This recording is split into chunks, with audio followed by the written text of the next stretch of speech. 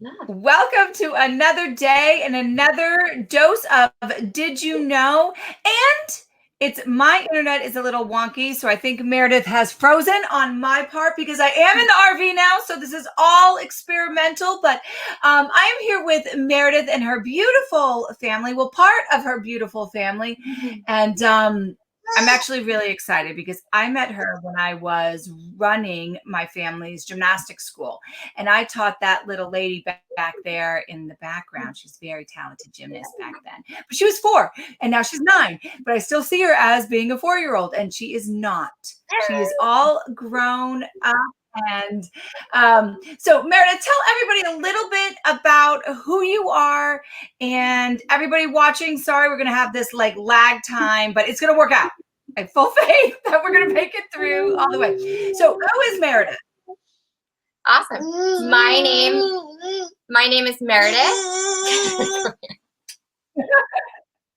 My husband and I are originally from New Hampshire.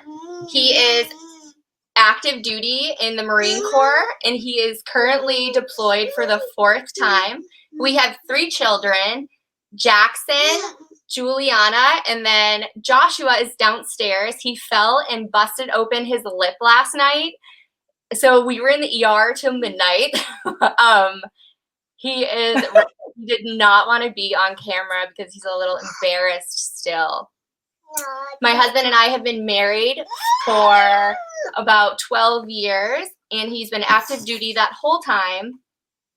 And I am an educator. So as we are moving and traveling around in the military, I'm trying to establish my career myself. That, which is, I mean, just trying to establish your career or like finding out what you want to do in life is challenging enough. And then you add in, this extra part of, him being deployed, having 3 children, traveling. It just kind of adds to all of that. Now, I have to go back because I had this, you guys have been together for a long time. So one of my biggest things when Jacob was in the military, we kind of talked online about this, was I was terrified of him getting married and being one of those statistics, because it has this very high, military has a very high divorce rate. That's why I wrote the book I wrote, because of that. And you were like, it can work. There are good people and strong relationships. And yes, there are. But that was my biggest mom fear, of him meeting somebody for the wrong reasons, and or having a girl just be like, I love you in your uniform. This is awesome. And then realize they don't actually like him and breaking his heart. That was my biggest mom fear.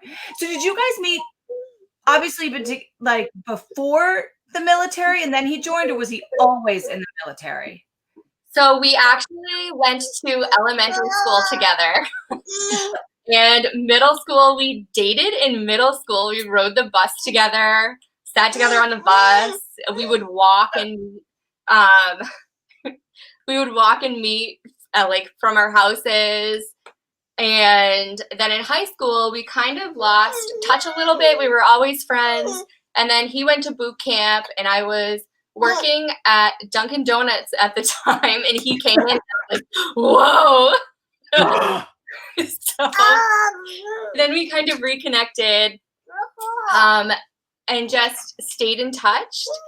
And then he proposed and we got married really young. We were married at 19. Wow. So you are that statistic that it does work, which I love, but you kind of have a very cool story, actually. I didn't realize you went that far back. Basically your whole entire life of knowing each other and growing up. So I want to talk about, because you have this really cool, you have created this very cool project, Family on the Move. What made you start doing that along with everything else that you have going on? So I am definitely a go-getter. I like to be busy 100% of the time. And when the lockdown happened for coronavirus, we were planning on going to New Hampshire to visit family, and everything kind of shut down. I stopped working. Normally when he deploys, I work extra, so I'm extra busy. Yeah. So all of these things kind of just piled up, and I was in the house alone by myself with 3 kids, and I felt super disconnected from everybody. So before he left, we got a video camera, and we kind of just did some family vacations and things, and I really found a love of videography and editing. So my grandparents, who also live up in New Hampshire, were really missing the kids and having a hard time being in the house as well. So I decided to start videoing our days so they could see the kids. And Josh could see the kids over where he is deployed. And it just kind of took off. And I wasn't really expecting it to get that big, but I was making connections with other military spouses throughout the world going through the same thing. Friends and family were watching it saying, oh, I love when you do this. Can you show me how to do this? So just videoing little clips of my life, I kind of found all these other little aspects that I could share with people. And it kind of made me feel more connected and less lonely. Yeah. Mm-hmm. So what are the, like, now when you do it, so at first you started for like, you know, Josh and then, you know, the grandparents and things like that. Has it changed now for you where like maybe you put different thought into it, or is it still the same raw and real? I just want to share my family life. Because I think sometimes we start something and then it blows up and then we kind of change our focus. Or have you kept it the same? Yes. So my focus is to definitely keep it raw and real. Military family life is not easy. And I feel like a lot of the time people see the beautiful homecomings on TV and it's all happy and nice. Hold on. I want to hear what you're saying, but it's all, it's my internet. It's all cracky. Try it again. What was I saying? A bunch of times I feel like military life. You're saying you want to keep it raw and real? That's what I heard. Yes. Everyone just kind of sees the homecoming side of military life where it's really happy and that's it. But I wanted to share the life during the deployment and what happens when they're away at school and different things. And when they come back, it's a hard adjustment going from being 2 independent people again during a deployment to having to be one in a family again. So I'm hoping to document that as well with some discretion for our family. But I just want people to know that they're not alone, and it's hard. It's hard being a mom. It's hard being a military wife. Just life is hard and you're not alone. Yeah. Yeah. I always say life is hard, and then you take a military life and it's just like life on steroids. Everything moves faster, things are more intense, just because your life is in this spiral. How do you plan to keep show it being raw and real? Because I've seen this stuff and this is just, you know, this is life. So how do you find that balance? And is he okay with it? Because sometimes I feel like women are much more open and vulnerable about sharing what's going on than the man. Yes. So we had talked about this a while before because we both kind of have loved YouTube and just watching different families on YouTube and doing things. So we had talked about it a little bit before he got back. He's kind of a pretty private person, but he likes to be the center of attention. So when he comes back, we need to have a big conversation about, does he want to be part of this? How much does he want to be a part of this? And I feel like that's definitely not a conversation to have over there. But he's been tracking my statistics with me and my analytics. Two of our videos have almost hit 1,000 views, so that's pretty incredible. I saw that. Yeah, I saw that. I shared that because I was like, I was so proud. I'm like, that's huge. So he's getting pretty excited about that. We do have some personal things in our life that I think we do need to keep separated, especially for my children. So we'll just figure that out as we go, I guess. And do you ever find, because you're in the military, it's not like a normal life. There are things that you cannot share. Like you just can't do it. So do you think like, oh my God, part of your emotion is from those things that you can't share? So I feel like you're doing really good at it, but how do you decipher, and how do you decide? Maybe it's on the editing creative side of it that you can really dictate. So you're not crossing that line where you're not getting anybody in trouble, and then you're also keeping yourself private. Is it a forefront, or is it kind of like a post editing where you're like, oh, I better delete that? Yeah, I think I'm pretty good. I don't know if it's just experience or just something I'm constantly thinking about. But I definitely go through and edit a lot of the videos. Okay, do you need to take them out? Jackson's being very loud. It's just excited. You are very excited.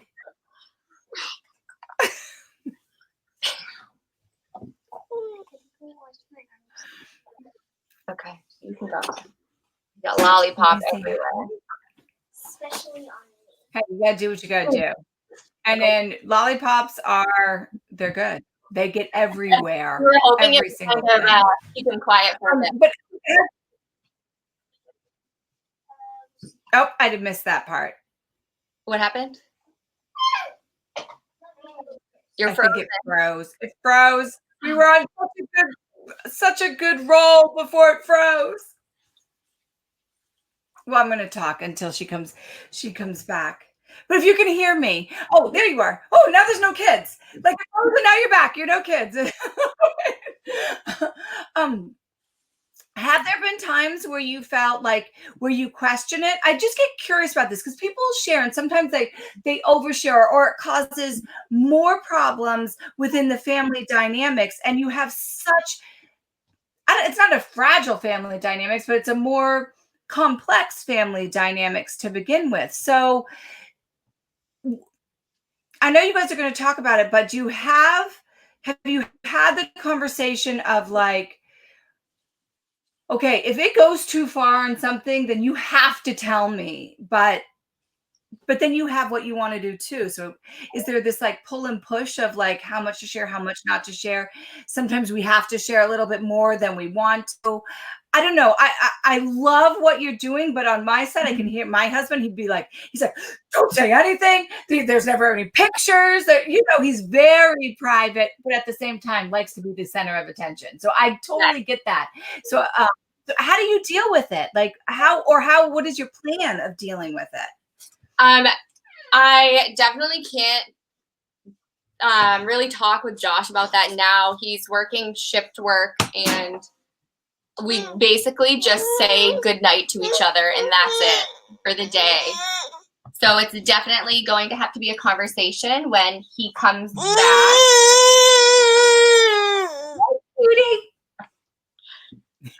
And we'll see where it goes.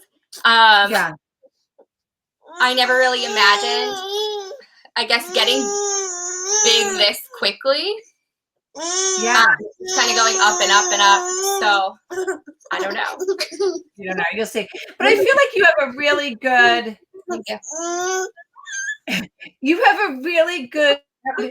balance of who you are, your moral standards. So I'm probably answering this so you kind of have, when you're questioning, to be like, if it's in question, I feel like you're going to take care of it beforehand. That's probably just your personality.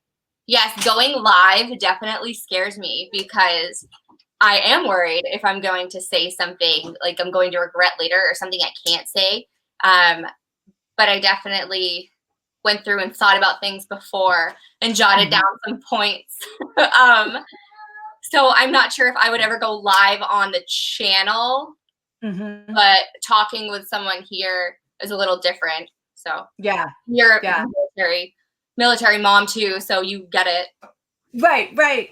But this is what I wanted to share when we kind of reconnected and you told me what you were doing. And I'm like, this is really cool, is that everybody, we have such this reality living life now. That is like the new TV. People, and it's just our human nature. We're curious individuals. You know, we want to know, like that's what people watching is, right?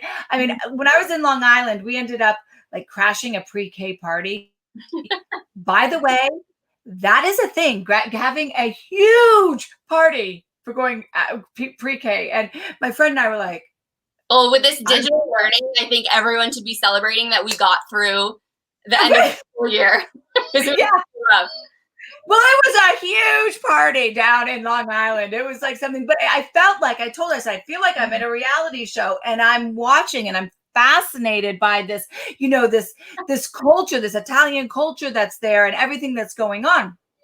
So, but at the same time, people can go on this extreme, like this isn't even actual reality anymore. Yeah. This is like made up. This is overexposed and things like that. So how do you open up your family and stay true to who you are and not kind of go crazy? So I think it helps only filming 1 day a week. So I do 3 videos a week, but really I'm only dedicating 1 day to film. And the rest of the week, you know, we can do whatever we want and be ourselves. And I try to be myself that day. But I definitely feel like I have to like clean up the house a little bit more. And I'm like, no, I want this to be real. Stop doing that. So it's hard. It's a hard balance. Yeah. I love that you're catching yourself. Like, no, we're not cleaning. Company is not coming over. This is the real thing. So that's what it is. I guess it's just constantly checking yourself to be in the reality of your balancing.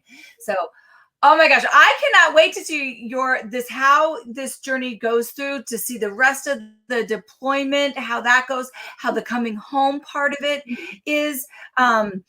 And I'm telling you, I think this is great for like people that are out of the military that were in the military. I think it's great for the mothers and the fathers of people in the military. Basically, everybody around. You don't even have to be part of the military, because if you're thinking your life sucks and it's hard, take a little peek of being on your own and figuring it out, and then having, you know, to reintegrate with your husband into that loving connection that you had. It's difficult.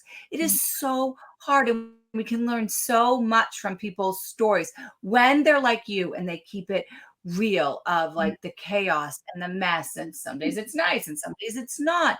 But that's how we, I think, evolve as a society and build those connections with each other, even though we don't know each other.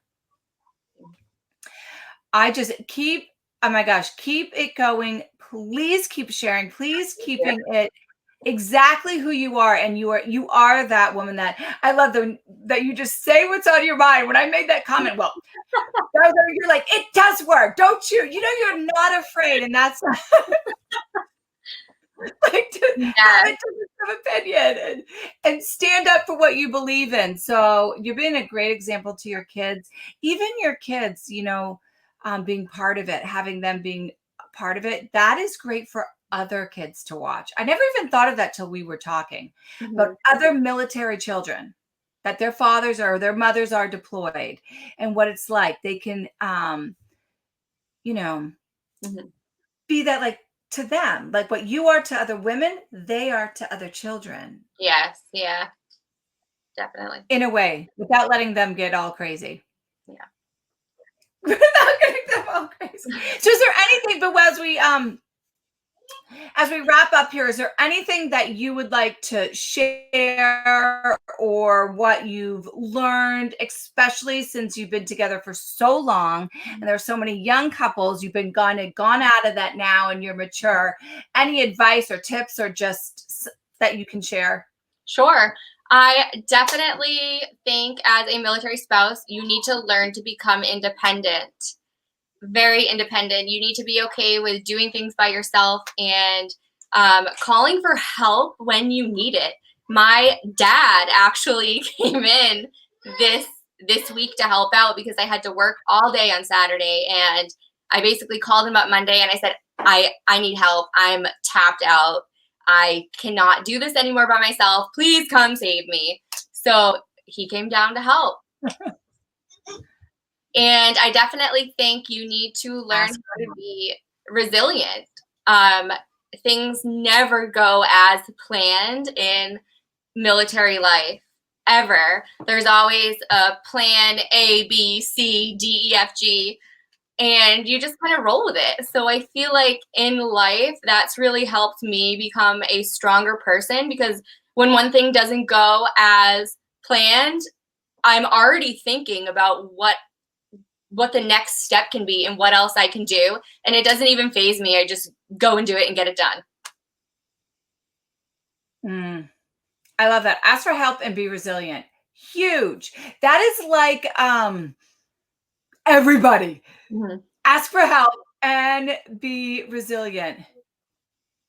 Heather just said being a military spouse is not easy, nor is being a military kid. So yeah, I never thought of it from your children until we were sitting here talking of what an example that is showing that, you know, they can miss daddy. It's okay. But they need to be resilient, and you're teaching them to be resilient and them to ask for help, emotional help, you know? Yeah, and I've been kind of wow, that's really good advice. I'm really glad. I need that right now in my transition of life. I need to ask for help, and I need to be resilient right now. This is perfect timing. Yeah. Oh, Meredith, thank you so much. Thank you. And when on YouTube, can you tell me again when on YouTube go out? Yes, so our videos go out on Tuesday, Thursday, and Saturday mornings at 11 a.m. So a new video came out today, and it's actually how to get out of the house with your kids by yourself. So we were packing to go on a day trip to a little island in North Carolina, and I kind of show you what I bring so that I can be hands-free and have 3 kids on an island safely.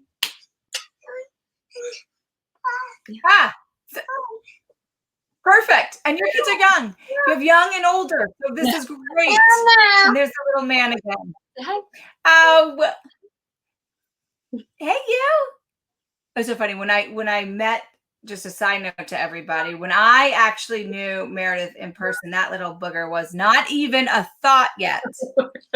So he's new. I got to meet him for the first time. But, all right. Well, thank you so much. I'm going to keep watching those videos. I'm going to keep sharing them, keep being amazing and giving your gifts and being that strong, resilient woman that you are, that I have always admired. So thank you. Thank you. And everyone out there that is watching, as always, love hard, love pure, and love proactive. And until next time, see you later. Thanks.